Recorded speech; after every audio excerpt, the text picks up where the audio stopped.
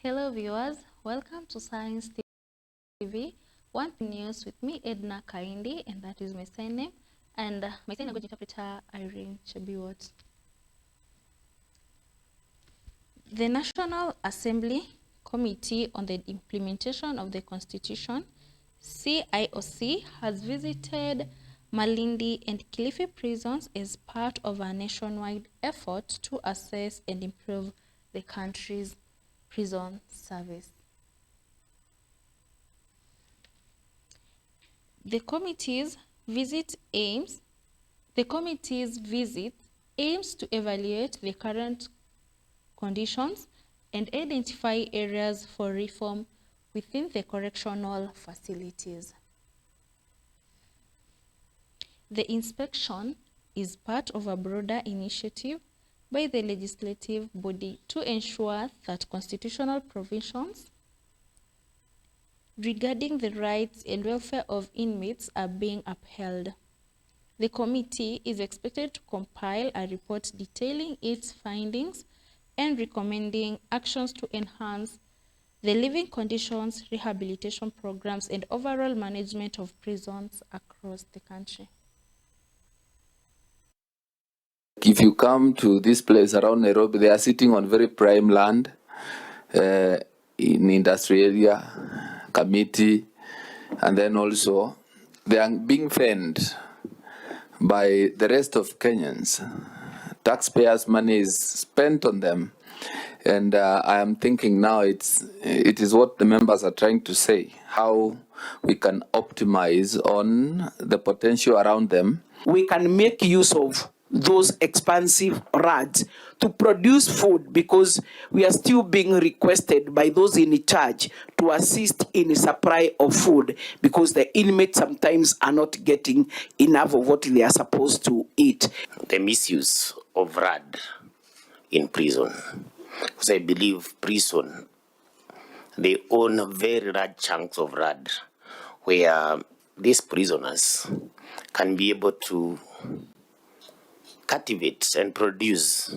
We provide, there are places where we cultivate a lot of food stuff like Geria, Eldoret, Kitale, Shikusa, among other places. There are places where we plant coffee, others tea. Yes, we do raise a lot of revenue, and we are trying to utilize our land to the best of our ability, but I've said here, Honorable Chair, there is room for improvement.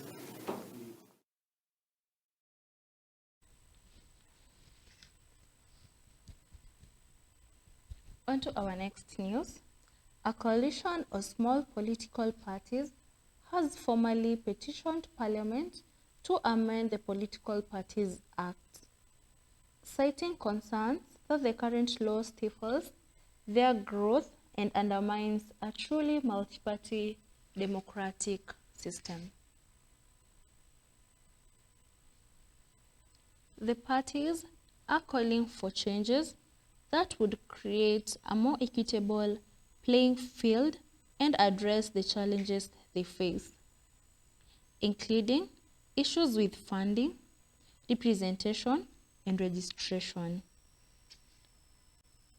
The coalition argues that the existing legislation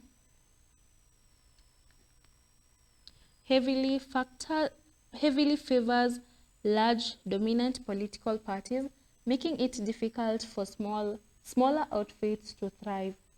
The coalition seeks a review of the formula used to disburse the political parties fund.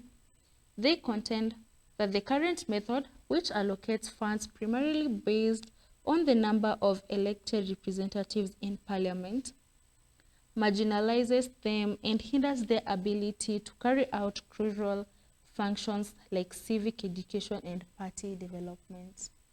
Today we have filed a petition in Parliament. This petition seeks to amend Section 25 of the Political Parties Act 2011, which governs the distribution of monies from the Political Parties Fund. This section affects the political parties in this country, the 91 registered political parties.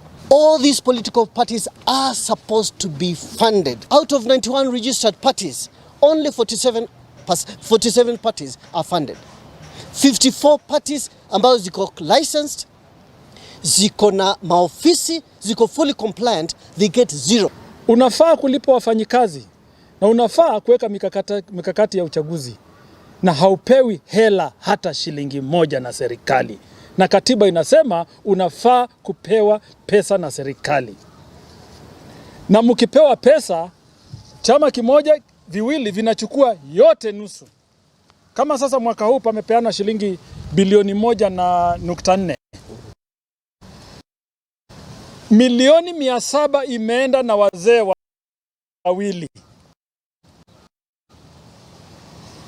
Zile zingine zimegawiwa the rest of the political parties ambazo ni kama 45. In the 2010 Constitution, Kenya is a multi-party democracy. Number 2, the framers of the Constitution stated that the political parties should receive 0.03% of the national revenues. We are not getting that. If that was given, that formula was applied, political parties would be getting about 8 billion. Currently, we are getting only 1.4%. The courts have even pronounced themselves that this is not the right thing to do. The government and the Minister of Finance should be able to allocate sufficient resources to political.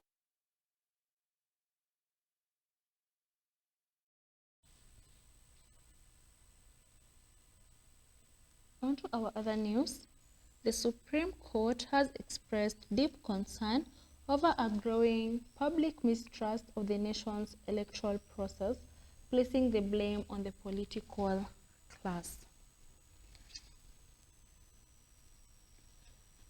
In a recent advisory opinion on the delimitation of boundaries, the 7-judge bench issued a stern call to politicians, urging them to cease the relentless attacks on the Independent Electoral and Boundaries Commission, IEBC, and instead show respect for the institution's independence.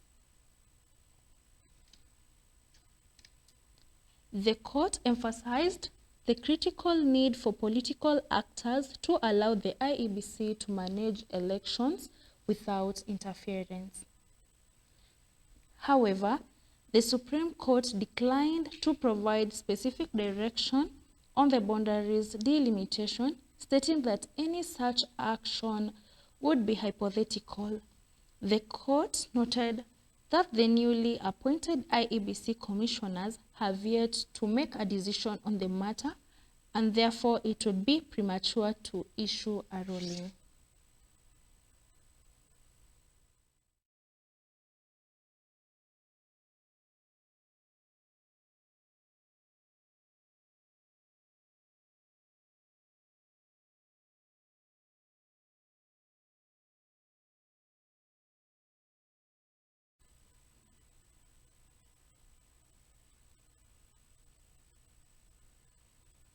On to our other news.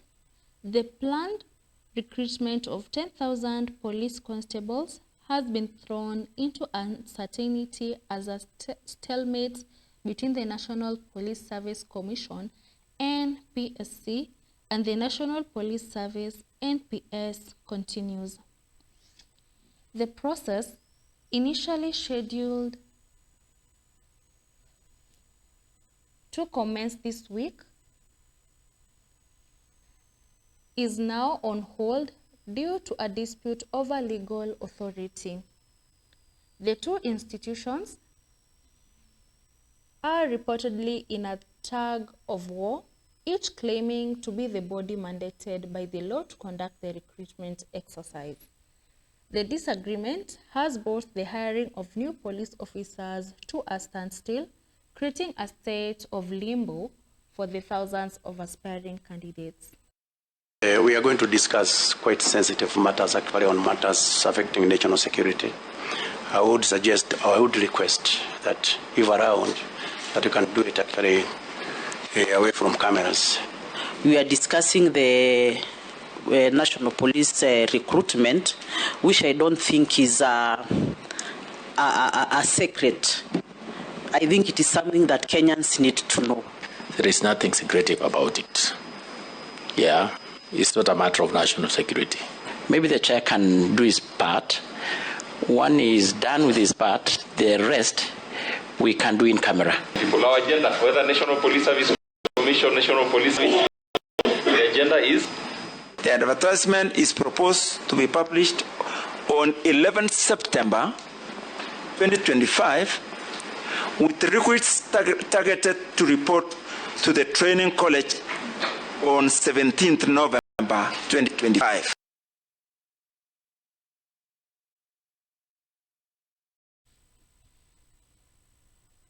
On to our other news.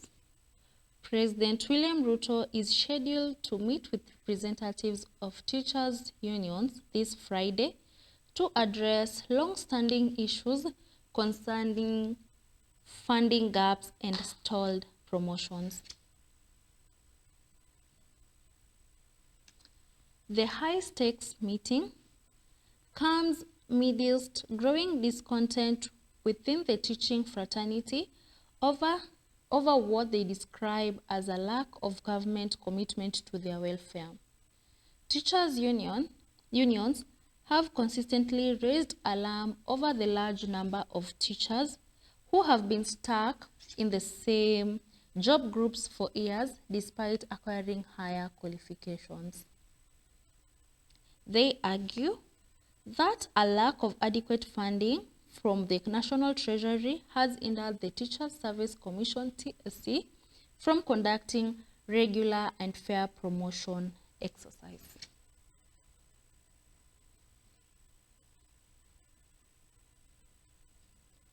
On to our last news.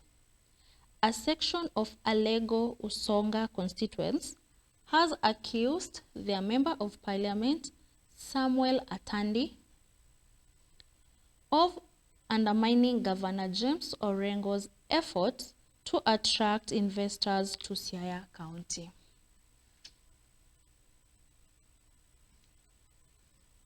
According to the residents, the MP's recent call for a demonstration against the alleged closure of the Jaramogi Odinga University of Science and Technology, Siaya town campus, is a political ploy to regain waning local support. Speaking to the media in Siaya town, residents led by Joram Nyanga and Francis Oduor Amolo expressed their dismay that the MP is mobilizing a demonstration for September 11th, 2025. This date, they noted, coincides with a crucial meeting where Governor Orengo is scheduled to meet potential investors ahead of the upcoming Siaya International Trade and Investment Conference.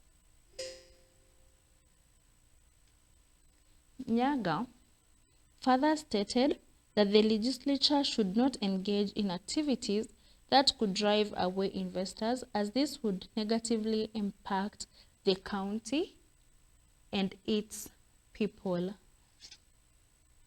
As voters, the threats, us as voters, we see him as somebody who is not taking care, who doesn't take care of the voters of Alego Usonga. Yes. Honorable Samuel Atandi, nation has always seen Honorable Atandi being focused with the lives of the widows and the orphans. Mm-hmm. Therefore, he looks overall with the vulnerable life of children and the women at large. True. And therefore, because of the vulnerability in Alego Usonga, he's taken care and he's been very, very much positive with our lives. We condemn it highly and we... Ni ukweli ya kwamba mjumbe wetu alichaguliwa na wana Alego Usonga ili aende akatuwakilishe kule bungeni. Yeye ni naibu wa gavana wa hapa Siaya, na tumejua kuanzia tuunde katiba ya 2010 kuna county government na kuna national government. Kwa hivyo sioni ni kwa nini letu kama wana Alego Usonga ni ya kwamba kama ameshindwa kufanya kazi nzuri na gavana wetu mpendwa Bob Aggrey Orengo, tafadhali tuamuomba kwa heshima ajiuzulu ama ang'atuke na aende akamange kule kwa zile shughuli alikuwa anafanya mara miaka fulani Coca-Cola, sijui mwaka moja Safaricom. Mtu aina hii rika ambayo duela nayo. We're having a short commercial break and we'll be back.